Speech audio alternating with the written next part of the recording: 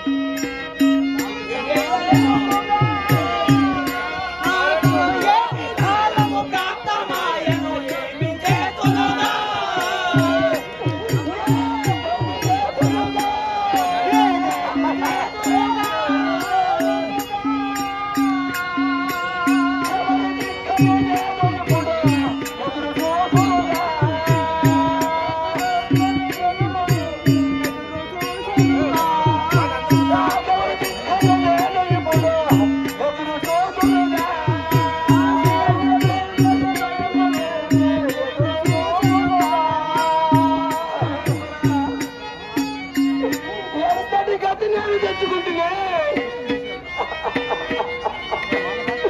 56 రాజ్యములకు రాజుగా ఇన్ని దినములు ఓటు పడి నీటి పడిపోయి సర్వేశ్వరా.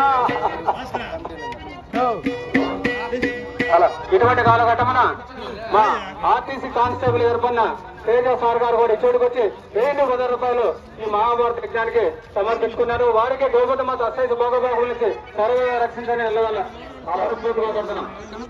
ఇక మా రామరాజు గారు వీరుకుడు హనుమంతరాజు గారు మా చేతులు హనుమంతరాజు గారు 100 రూపాయలు మరి భీముడి కావాలి 100 రూపాయలు అనుకుగా సమర్పించుకున్నారు. హనుమంతరాజు అన్న గారు వారిని వారి కుటుంబాన్ని శ్రీమ నారాయణ వచ్చి అక్షేసి సర్వ రక్షించాలని భగవంతుడు మసాలు కూడా ప్రార్థిస్తున్నాం.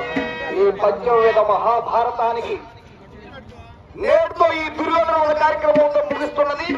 ఈ పంచవేద మహాభారతాన్ని కార్యకర్తలుగాను ధర్మకర్తలుగాను అమరబడి ఇంతవరకు కూడా ముందుకు సాగించినటువంటి పెద్దలు గౌరవనీయులు రమణ్ రాజు గారు, రాజేంద్ర నాయుడు గారు, ఆర్టీసీ ఎల్లయ్య గారు, పెద్దలు గౌరవనీయులు మరియు బాలాజీ గారు మరియు డాక్టర్ మల్లి లాయర్ మున్రాజా గారు వీళ్ళందరి ఆధ్వర్యంలో ఈ రమాదేవమ్మ గారు మరియు రమాదేవమ్మ గారు వీరందరి ఆధ్వర్యంలో ఇంతవరకు కూడా 18 రోజుల మహాభారతం పంచవేద మహాభారతాన్ని మనమందరం కూడా దిగ్విజయంగా జరిపించుకున్నాం. ఇటువంటి యజ్ఞాలను ముందు కూడా ఎన్నో జరిపించుకోవాలని చెప్పని మహోన్నతమైనటువంటి ఇటువంటి దాతలు మరియు ధర్మకర్తలు ఇంకా చాలా మంది ముందుకు వచ్చేసి మరి ధర్మ పెట్టి ఈ కార్యక్రమాలను ముందుకు నడిపించాలని చెప్పి మరి కోరుకుంటున్నాం.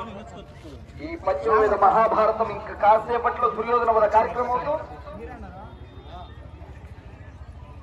ముగుస్తున్నది కాబట్టి మరియు ఆర్టీసీ సిబ్బంది మరియు మన పట్టణ గ్రామ ప్రజల అందరి సహాయ సహకారముల చేత ఈ పంచవేద మహాభారతాన్ని ఇంతవరకు కూడా దిగ్విజయంగా నడిపించుకుంటున్నాం. కాబట్టి ప్రతి ఒక్కరు కూడా పేరున మా కమిటీ తరఫున మా కళాకారుల తరఫున పేరున వందనములు అర్పిస్తున్నాం. మహారాజు శ్రీ చక్కెర